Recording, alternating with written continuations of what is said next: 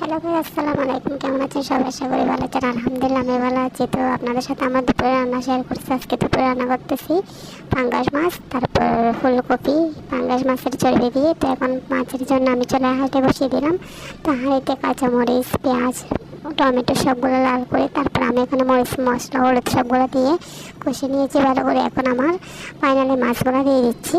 তো মাছগুলো দিয়ে দেওয়ার পর আমি ভালো করে একটু নেড়ে চেড়ে দেবো, যাতে মাছ দেওয়ার সাথে সাথে ভালো করে নাড়তে হয়, যাতে মরিচ মশলা সবগুলা মাছের মধ্যে ঢুকে। দেখেন ফাইনালি আমার মাছ রান্না শেষ। তো এখন ধনিয়া পাতা ছিটে দিলাম।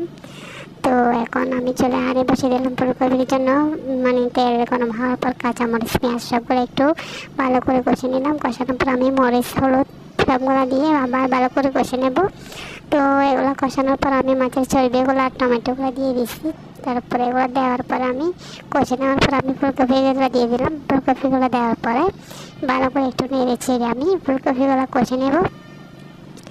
তো ফুলকপিগুলো যখন দিয়ে দেবো আমি, দেখেন ফাইনালি আমি ফুলকপি সবগুলো দিয়ে দেওয়ার পর আমি নেড়ে চেড়ে দিচ্ছি। এখন ফুলকপিগুলো কষে আসছে। তো আমার রান্না কেমন হচ্ছে সবাই একটু বলবেন। ফাইনালি আমার রান্না শেষ। এখন ধনিয়া পাতাগুলো ছিটে দেবো। তো এটা আমার নতুন ইউটিউব চ্যানেল, একটা সাবস্ক্রাইব করবেন প্লিজ প্লিজ, একটা কমেন্ট করবেন, লাইক করবেন, শেয়ার করবেন। আসসালামু আলাইকুম।